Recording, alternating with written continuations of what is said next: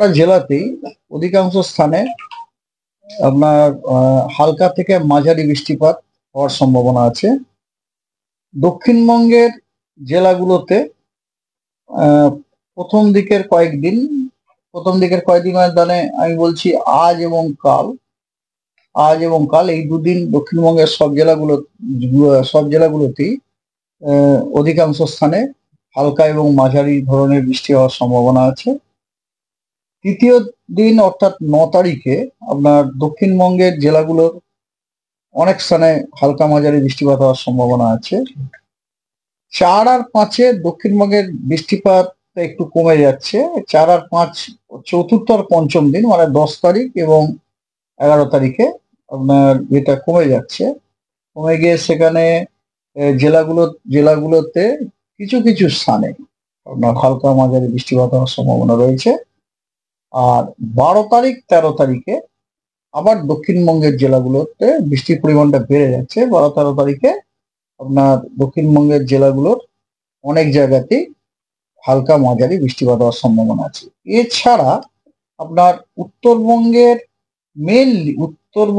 Mainly ওপরের যে 5টা হিমালয়ান ডিস্ট্রিক্ট আছে আপনার ফুটহিলসে, দার্জিলিং, কালিম্পং, জলপাইগুড়ি, আলিপুরদুয়ার এবং কোচবিহার, এই জেলাগুলো তো প্রতিদিনই আপনার আইদার বিক্ষিপ্তভাবে ভারী বৃষ্টি অথবা বিক্ষিপ্তভাবে ভারী থেকে অতি ভারী বৃষ্টির সম্ভাবনা আছে। হ্যাঁ, যখন ভারী থেকে অতি ভারী সম্ভাবনা সেই সব দিনগুলোতে সেই সব জেলাগুলোতে কমলা সতর্কবার্তাও দেওয়া হয়েছে। এটা আপনার উত্তরবঙ্গে কমলা সতর্কবার্তা আছে, সেটা হচ্ছে 11 তারিখে। উত্তরবঙ্গের দার্জিলিং, কালিম্পং, জলপাইগুড়ি, আলিপুরদুয়ার এই 4টি জেলাতে ভারী থেকে অতি ভারী বর্ষণ 2-1 জায়গায় বিক্ষিপ্তভাবে হওয়ার সম্ভাবনার কারণে যথেষ্ট সম্ভাবনা আছে, সেই কারণে কমলা সতর্কবার্তা দেওয়া হয়েছে। আর কোচবিহারে ভারী বৃষ্টির সম্ভাবনা রয়েছে। তো এই হলো মোটামুটি ওয়েদার। এখনো পর্যন্ত আমাদের ব্রেক মনসুন টাইপ সিচুয়েশনই চলছে। মনসুন ট্রাপ এখনো আপনার ফুটিলসেই রয়েছে আর কি, ঠিক আছে।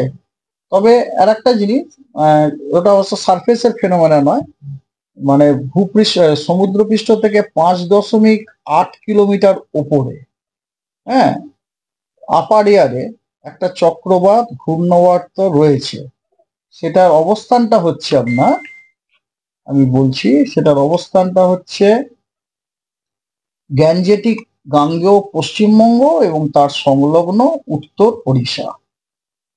সেটা 5.8 কিলোমিটার লেভেল, একদম ওপরে, ওটা সারফেসে কিচ্ছু নেই এবং সারফেসে আমরা তার কোনো ইন্ডিকেশনও পাচ্ছি না। সেই কারণে এই সাইক্লোনিক সার্কুলেশনের পোটেন্সিয়াল সম্বন্ধে আমাদের পক্ষে এই মুহূর্তে কিছু বলা সম্ভব নয়। আচ্ছা, আমাদের একটা এসওপি আছে, বুঝতে পারছেন? যখনই আপনার কি বলে আপনার দক্ষিণ 24 পরগনার কোস্টাল ডিস্ট্রিক্ট গুলোতে থান্ডারস্টর্ম ওয়ার্নিং দিই, তখন অ্যাজ এ এসওপি আমরা ওখানে মৎস্যজীবীদের জন্য ওয়ার্নিংটা দিয়ে আর কি। তো মৎস্যজীবীর জন্য ওয়ার্নিং আছে, let me tell you. South বেঙ্গলের জন্য তো ওয়ার্নিং দেওয়া হয়েছে। তাদেরকে বলা হচ্ছে যে ফিশারম্যান ওয়ার্নিং দেওয়া হচ্ছে যে সাধারণত স্কোয়ারলি ওয়েদার থাকার কথা। Squarely weather, surface wind speed আপনার 35 থেকে 45 কিলোমিটার প্রতি ঘন্টায়, গাস্টিং এ 55 কিলোমিটার প্রতি ঘন্টায় থাকার খুব সম্ভাবনা আছে। কোথায়? Along and off West Bengal, Odisha coast এবং north Bay of Bengal during next 24 hours.